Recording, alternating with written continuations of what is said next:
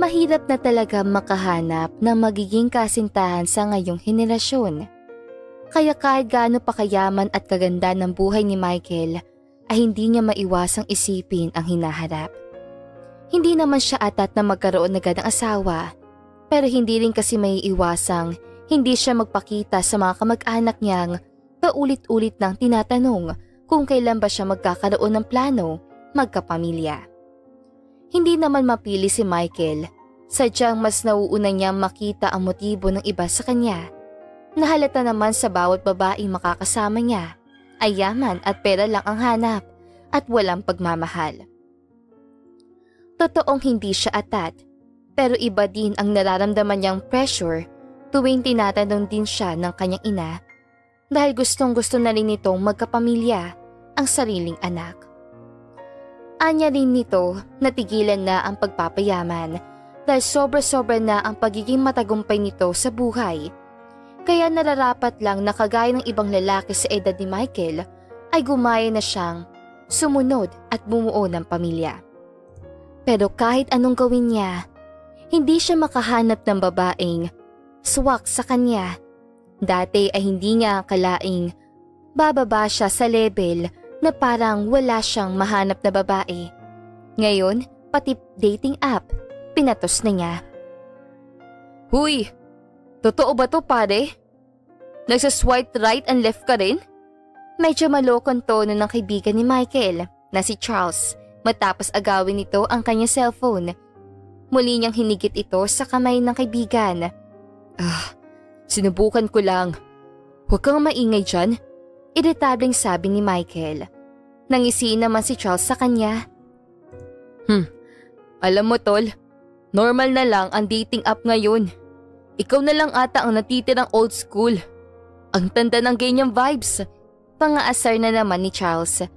Bumuntong hininga si Michael bago isarado ang cellphone. Hindi ako old school. Hindi ko lang alam na mahirap pala maghanap ng magiging girlfriend kapag kilala ka at mayaman ka. Halos lahat ng babaeng nakakausap at nakakadate ko, puro shopping, luho at pati kumpanya ko. Gusto laging pag-usapan. Hinaing ni Michael. Umayos naman ang tayo ang kanyang kaibigan at saka itinapik ang balikat nito. Paano kung magpanggap ka bilang mahirap? Seryosong sabi ni Charles. Nagkatingin na sila at saka namuo ang katahimikan sa pagitan nila. Agad na masiniko ni Michael ang kaibigan at mabilisang iginalaw ang katawan para mawala ang pagkakakapit sa kanya ng kaibigan. Sira ulo. Ano namang naisipan mo? Pressure ako, pero hindi ako desperado. Tigilan mo ako. Inis na sabi ni Michael bago muling umupo sa kanya swivel chair. Ngunit lahat ng sinabi niya ay tila parang nilunok niya din. Hindi niya inaakalang talagang papayag siya sa sinabi ng kanyang kaibigan. Ang dating ideya ng kanyang tinutulan ay isa ng makabuluhang pamamaraan sa kanya. Natuwa naman ang kaibigan na si Charles dahil ito rin ang ginawa niya noon upang makita ang babaeng para sa kanya. At naging matagumpay naman siya dahil malapit na silang ikasal ng kanyang nobya. Dahil walang kaide-ideya si Michael sa mangyayari, ay hinayaan niya si Charles na asikasuhin ang mga kakailanganin. Nandito na pala ang paborito kong pamangkin! Sigaw ng tiyahin ni Michael na si Luisa na nakabukas na ang mga braso at handang yumakap. Sinalubong niya ito at saka binigyan ng kaunting ngiti dahil kilala naman niya ang ugali nito. Pinanood niyang umakto itong may tinititigas sa likod niya bago magsalita. I see. Mukhang wala ka pa rin palang maipapakilala sa reunion natin. Ayaw mo gayahin si Cyrus? Mayaman at may magandang asawa at anak, sabi nito. Pumuntong hininga naman si Michael sa sinabi niya. Hindi naman po ako nagmamadali, tita. At saka, mas kailangan ako ng kumpanya. Tuwid nitong sagot, pinigyan siya ng makabuluhang ngiti ni Luisa.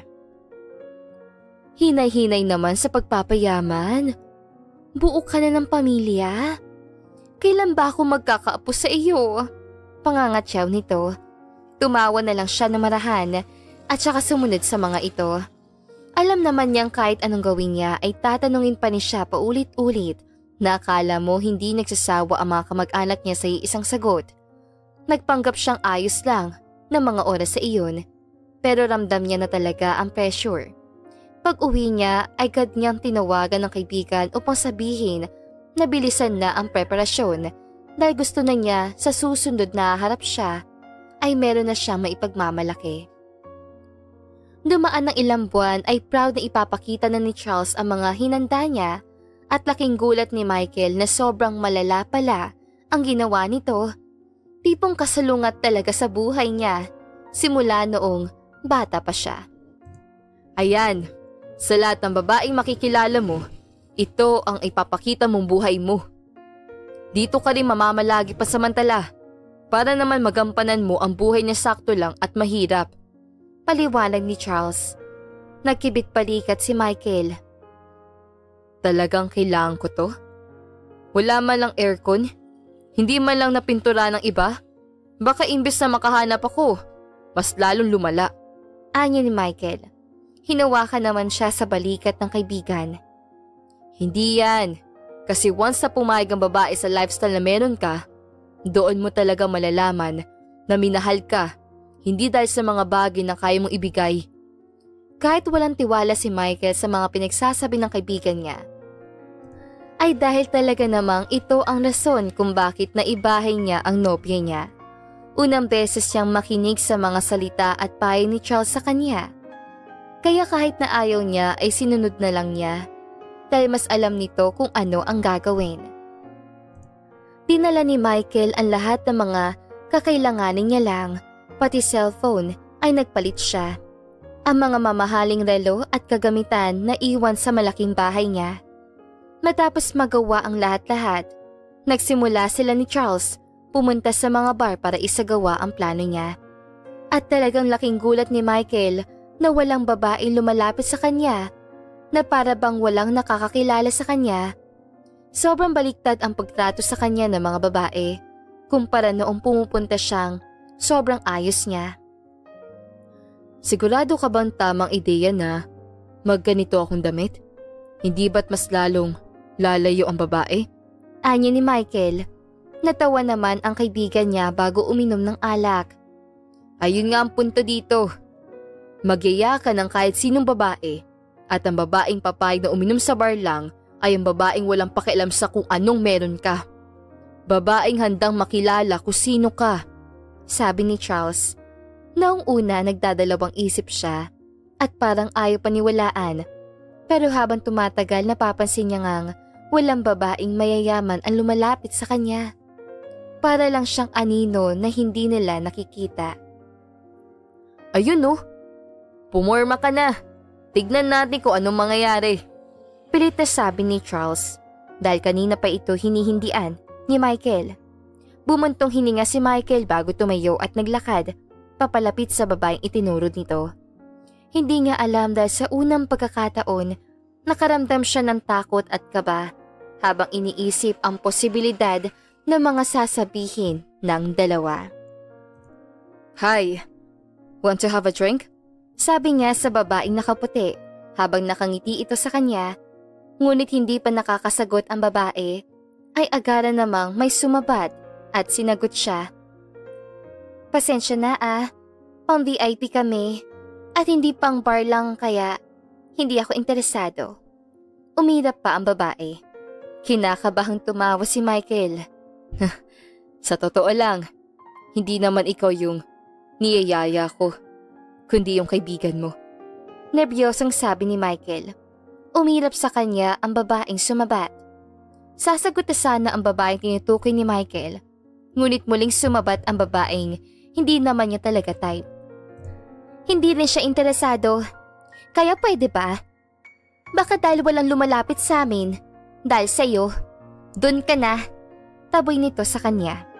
Hindi na umimik pa si Michael at tila napapairap pa dahil sigurado siya na kung makikilala lang siya ng babae ay hindi gayon ang magiging sagot niya. Ibang-iba sa binigay nitong pakikitungo. Hindi pa man siya nakakalayo. Narinig niyang may babaeng sumigaw na tila para may hinahabol. Hindi niya pinansin ito dahil mukhang galing naman sa malayo ang boses. Ngunit nabigla siya na may humamak sa balikat niya. Sanhi na mapalingon siya. Hi. Pwede ka ba bang samahan uminom sa bar? Anya ng babaeng niyaya niya. Napangiti si Michael dahil talagang habang naglalakad na siya palayo ay buong akala niya kaya walang nalapit sa kanya ay dahil sa style niya. Yun pala ay hindi lang siya type ng mayayamang tao. Hindi na tumanggi si Michael at dinala siya sa nearest counter ng bar. Doon sila nag-usap at nagkakwentuhan tungkol sa buhay-buhay at namamangha siya dahil may iba pa palang kwento at pananaw sa buhay ang mga taong hindi lumaki na may gintong kutsara. Ang pangalan ng babae ay si Sofia. Bagay na bagay sa mahinhin at kalmado nilang pagkatao. Hindi niya maitanggi sa sarili niyang talagang nagustuhan niya ang pakikipag-usap sa dalaga dahil hindi ito mababaw kausap at talagang hindi niya na napansin ang oras at talagang naglaan siya ng oras sa bawat pinag-uusapan nila. At ngayon lang din siya nakaramdam na sobrang tuwa at pagtawa nang dahil sa kanya. Simula ng gabing iyon ay palagi na silang nakikita at nagkakausap. Kaya hindi rin nagtagal matapos ang ilang pag-ulit sa dates at ilang beses sa pagkikita ay nagkapalagayan na ng loob ang dalawa. Ilang beses tinipo ni Michael ang lakas ng loob upang sabihin sa kanyang kasintahan ang tunay na pagkatao niya. Dahil panay tanong na itong kung bakit palagi siyang abala at minsan ay may nakikita siyang mga gamit ni Michael na hindi makukuha ng simpleng tao lamang. Habang tumatagal, mas dumadami ang pagdududa ni Sofia kay Michael dahil kita niyang hindi ito sanay sa init. Hindi siya kumakain ng mga galing sa mga nasa labas lang. Hindi niya alam kung ano ang Jollibee at hindi rin siya marunong bumiyahe dahil wala siyang ideya kung magkano ang mga bayarin o tawag man lang sa mga sinasakyan nila. Hindi nagtagal, wala nang ibang nagawa si Michael kundi magsabi ng totoo. Bakit mo naman nagawa yun? Tanong ni Sofia sa kanya habang nakaupo sa kama. Nahihirapan kasi ako humanap ng babaeng swakta sa akin. Lahat ng nakikilala ko sa mundo ko ay puro mga babaeng gusto lang talaga ng pera at hindi interesado sa akin. Hanggang sa naisipan ng kaibigan ko na si Charles na gawin ang ginawa niya noon. At heto tayo ngayon. Nakilala kita, niligawan at ngayon nagkasintahan na. Paliwanag ni Michael. Wala naman nang magagawa si Sofia at wala rin naman siyang karapatan na magreklamo. Ngunit mas nanliit siya sa sarili niya dahil wish na lang niya na may ganito rin siyang sikreto. Talagang mahirap siya habang si Michael ay nagmamay-ari ng iba't ibang kumpanya, maraming pera at properties na walang-wala sa kayang i-offer ni Sofia. Nang mapansin ni Michael ang malalim na pag-iisip ni Sofia matapos niyang sabihin ang totoo, ginawa niya ang lahat para mabigyan ito ng kapanatagan. Kung iniisip mo na iiwanan kita dahil ganitong buhay lang ang meron ka, nagkakamali ka dahil hindi ko sasayangin ang kaisa-isang babaeng nagmamahal sa akin ng totoo at sapat. Banggit pa ni Michael, sabay hawak sa kamay ni Sofia at hinaplos pa ito. Matipid na ngumiti si Sofia. Ilang araw ang nakakalipas, nagsama na sa isang bahay si Michael at Sofia. At kahit na hindi pa sanay ang dalaga sa pamamaraan ng pamumuhay ni Michael, ay sinubukan niyang pakisamaan ito. Sinunod din ni Michael ang kagustuhan ni Sofia na magtanggal ng mga yaya dahil nga hindi ito sanay na pinagsisilbihan siya. Maraming natutunan si Michael sa pananatili at pakikisama nila sa isa't isa. Ang dami niya ring nalaman ng mga kakayahan ni Sofia na hindi niya nakitang kusang gawin ng kahit na sino mang babae. Ngunit walang kaalam-alam si Sofia sa isa palang malaking bagay na sasalubong sa kanya sa mismong bahay ni Michael. Habang nagluluto, natigil si Sofia na makadinig ang ilang beses sa pagtunog ng doorbell. Agad niyang binitawan ang ginagawa at saka nagpunas sa mga kamay. Nang pumunta siya sa pinto, nabigla siya nang tumambad sa kanyang mga mata ang ina ni Michael. Hindi ko alam na may bagong mukha pala sa mga yaya ni Michael. Nasaan siya? Mata sa mata siyang tinitigan ng ina nito. May ilang ang pagngiti ni Sofia at saka inayos ang buhok. Nasa taas po siya. Pasok po kayo. Sakto rin dahil nakapagluto naman po ako. Maggabihan po tayo. Anya ni Sofia. Tila nangunot ang noo ng ina ni Michael, ngunit hindi na pinansin na ang sinabi ng dalaga. Ipaghanda mo ako ng tsaa. Palagyan ng lemon. Mataray na pagkakasabi nito habang nililibot ang paningin sa buong bahay habang may pagtataka kung bakit wala siyang nakikitang ibang mga tao. Agad na sinunod ni Sofia ang utos ng ina ni Michael. Hindi niya alam kung anong mararamdaman niya, pero manghang-mangha siya sa ganda ng ina nito na dati lamang ay nakikita niya lang sa litrato. Pinagtimpay niya ng tsaa ang magandang babae at saka inabot.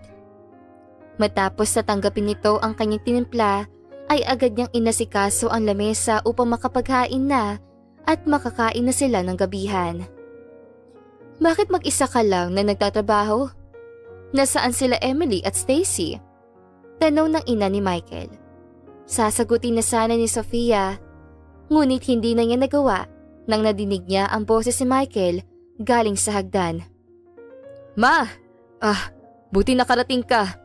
Masiglang bati ni Michael kaya agad na nagawi ang atensyon nila pareho sa binata. Nagyakapan ang dalawa habang si Sofia ay naibaling ang tingin sa kanyang ginagawa. Kamusta ka naman anak? Matapos sabihin ito ng ina ni Michael ay tila parang may hinahanap ito sa likod niya at kilid. Akala ko ba sasaluhan tayo ng girlfriend mo? Ano ba naman yan?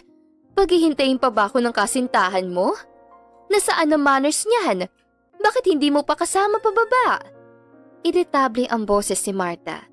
Napalunok si Sofia at inangat ang tingin at ganoon din si Michael, kaya nagkatitigas sila. Ma, kanina pa siya nandito sa baba, sabi ni Michael. Nagtatakang nilibot ni Marta ang tingin sa paligid. Ay, kung ganoon, mas masal pa siya sa walang kaayos-ayos sa babae. Hindi man lang ako salubungin. Baka kaya walang nabatis sa aking mga trabahador mo, ay baka puro siya utos. Dapat talaga, alam ko na ito. Ano nga ba ang akalain ko? Biglang magbabago ang taste mo? Puro gold digger at… Hindi na pinatapos si Michael ang ina at agad na iginalaw ang balikat ang mukha nito upang tumingin kay Sofia. Tila nawala ang galit sa mukha ni Marta na mapagtanto ang ibig sabihin ng ginawa ng kanyang anak. Girlfriend mo? Nauutal na sabi ni Marta na tila gulat na gulat sa kanyang nakita. Ibang-iba si Sofia sa mga nakita niyang naging girlfriend ni Michael. Hindi ito nakabihis ang maayos at hindi rin ito naka-makeup o porselas para mabighani at makuha ang loob niya. Kaya ganoon na lang ang pagtataka niya kung bakit ganito ang itsura ni Sofia. Yes, ma. Nang madinig niya ang sagot ng anak ay hindi na siya nakasagot kaagad. Natahimik ang ina ni Michael at pasulyap-sulyap na tinitignan si Sofia. Noong una, ayaw pa niyang maniwala na talagang mahal ni Sofia ang kanyang anak. Nang totoo, kaya grabe ang kanyang mga pananalita sa dalaga. Hindi porket iba ang pamamaraan mo, ay mauuto mo na ako agad, iha. Panimula ni Marta, nang silang dalawa na lang natira. Hindi po kita inuuto. Totoo pong mahal kong anak niyo. Mahinahon at kalmadong pagkakasabi ni Sofia. Hindi agad nagpabihag si Marta sa mga sinasabi at ipinapakita ni Sofia. Ngunit hindi niya rin may tatanggi na mukhang seryoso at mabuti niya itong babae. Pero ayaw niyang magpadala sa akala. Kaya talagang ipinamukha nitong hindi niya matatanggap si Sofia at sinadya niyang pagsalitaan ito. Ngunit hindi niya alam na sasobra na siya at hindi ito nagustuhan ng anak niya.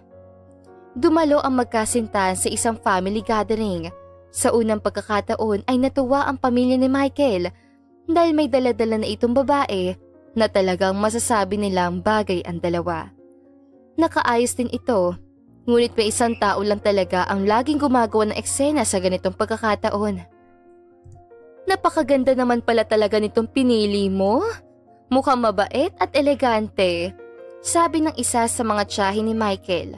Napangiti naman ang dalawa sa sinabi nito. Oo nga, mala Diyosa, ang ganda ng isang to ha. Mukhang hindi gagawa ng kasamaan. Pabirong sabi ng isa pa sa mga kamag-anak ni Michael, ngunit sumabat agad si Martha. Talagang mukhang anghel, talagang maganda kasi nabihisan ng anak ko.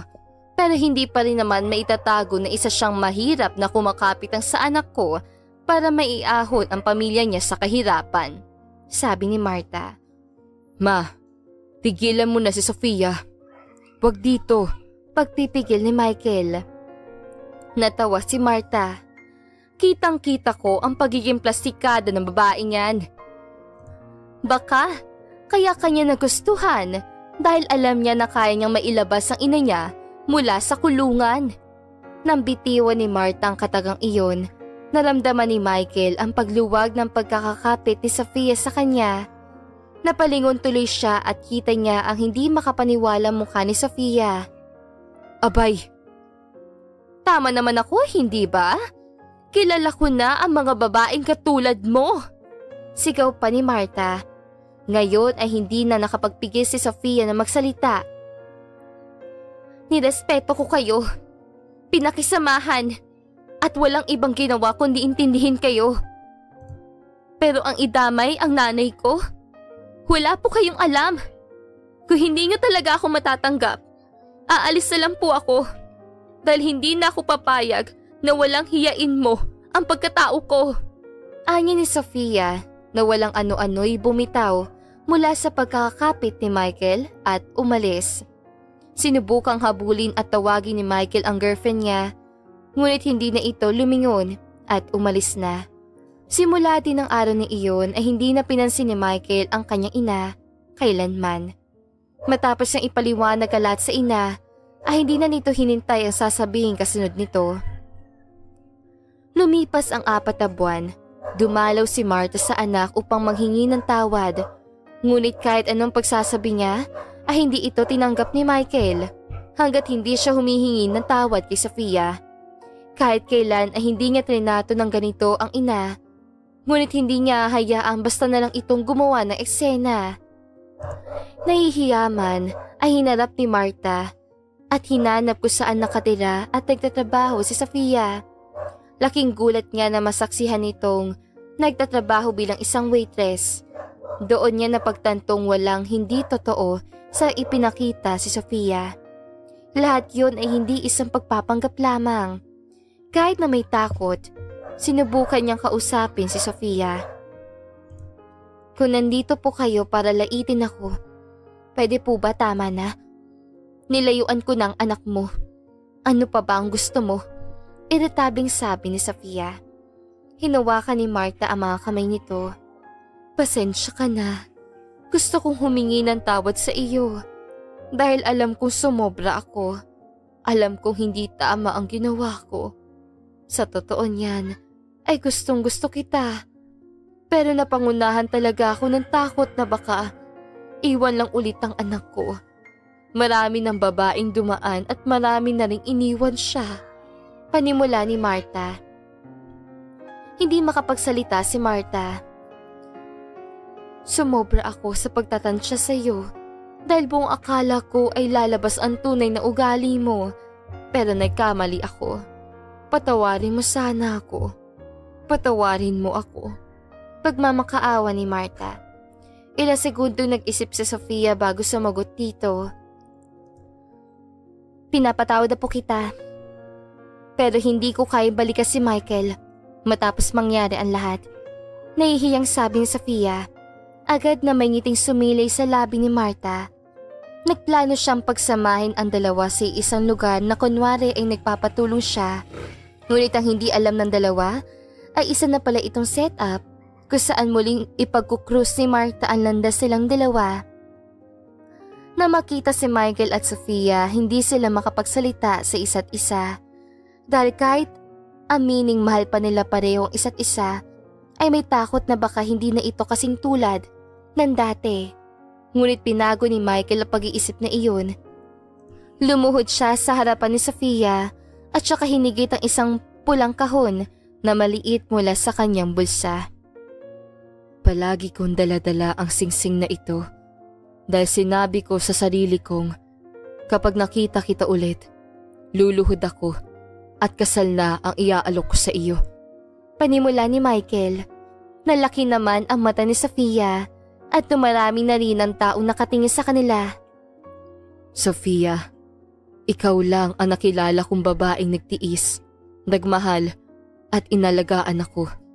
Babaeng mahal ako at mahal na mahal ko at gusto kitang makasama uli habang abutin natin pareho ang dulo. Will you marry me? Tila bumagal ang pag-ikot ng mundo, pati oras ay tumigil. Hindi alam ni Sofia kung ano ang mararamdaman niya, ngunit isa lang alam niya. Mahal niya na sobra si Michael. Yes! Sagot ni Sofia. Nagpalakpakan ang mga tao sa paligid at ang iba ay naghiyawan pa. Isinuot ni Michael ang singsing sa dalaga at mahigpit na niyakap ito. Buti na lang at nakita kita. Bulong ni Michael rito. Napangiti naman si Sofia habang iniisip si Martha. Magpasalamat tayo sa mami mo. Nagtawanan ang dalawa at nagpatuloy na magyakapan kahit pa maraming tao ang nakatingin sa kanila. At dito na nga po nagtatapos ang magandang istoryang ito. Maraming salamat mga kakwentuhan! Huwag niyong kalimutan mag-like at subscribe at pindutin na rin ang notification bell para lagi kayong updated sa ating kwentuhan. Hanggang sa muli, paalam!